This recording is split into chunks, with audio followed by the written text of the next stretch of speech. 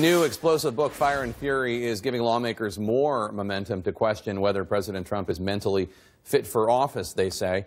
In one excerpt in the Hollywood Reporter, author Michael Wolff writes, quote, "Everybody was painfully aware of the increasing pace of the president's repetitions.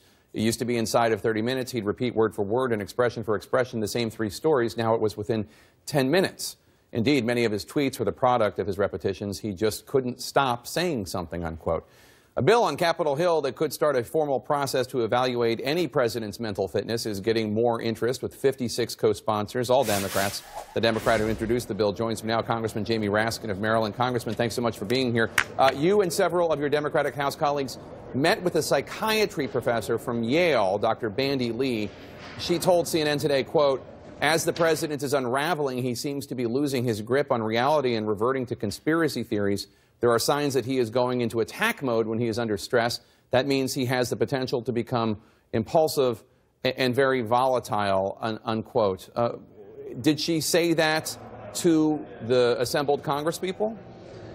Well, I think that Dr. Lee and other psychiatrists who've been up to meet with members of Congress have been predicting increasingly delusional and paranoid behavior on the part of the president. Of course, we're not mental health professionals, we're not psychiatrists, that's not our role, but we do have a very defined and important role under the 25th Amendment to the Constitution, which is to set up a body that could act with the vice president in the event of an emergency when the president becomes unable for mental or physical reasons to successfully discharge the powers and duties of office. Sure, so the bill just sets up the body that would be able to go to work if there were a real crisis. But I guess one of the concerns would be a lot of these mental health experts, and we've seen them weighing in the New York Times and on cable TV and elsewhere. There was something set up in the mental health community called the Goldwater Rule, deeming it unethical for any mental health professional to give a professional opinion on a public figure who he or she did not personally evaluate. How could she say such a thing without examining the president?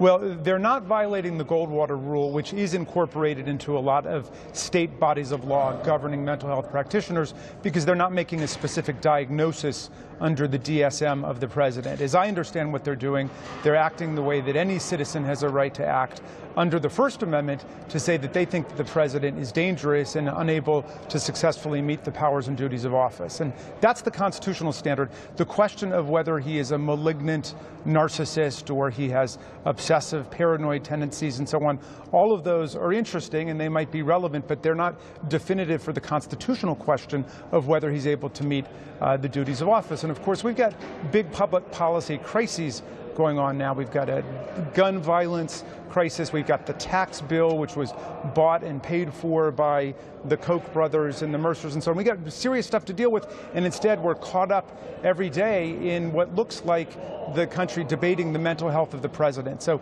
it's a very dangerous and unstable situation, as a number of Republican senators have themselves observed. How can you be sure that your opposition to President Trump, because of his politics, because of his style, because of his, let's call them eccentricities, that's not clouding your judgment or that of the mental health professionals that you've spoken with?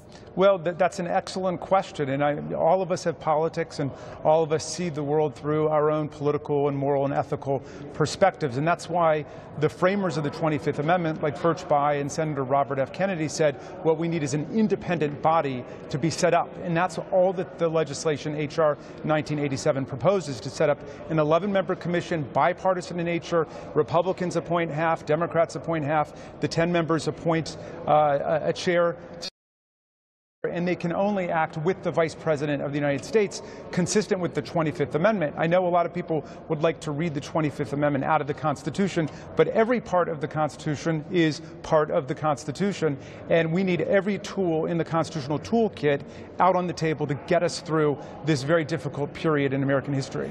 Well, what you're proposing, the legislation, sounds bipartisan. It's 50-50 in terms of the composition, and the Vice President's in charge. But you don't have any Republican co-sponsors for your legislation, and though we've heard criticisms of the president from Republican senators and others in terms of him being chaotic, I haven't heard one of them invoke the 25th Amendment or question whether he's mentally fit.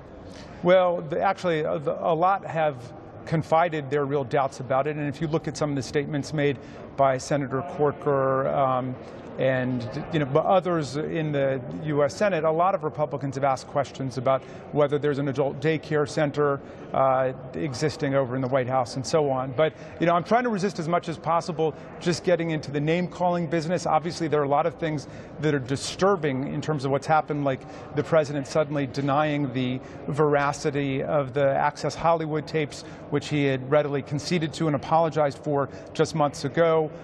There's increasingly delusional behavior, it seems like, and erratic behavior, and he's more and more isolated even from his best friends like Steve Bannon, who are beginning to call him out in terms of his behavior. But the issue is, what is our institutional responsibility as the U.S. Congress? And we've got that under the 25th Amendment. Everybody should go and read it.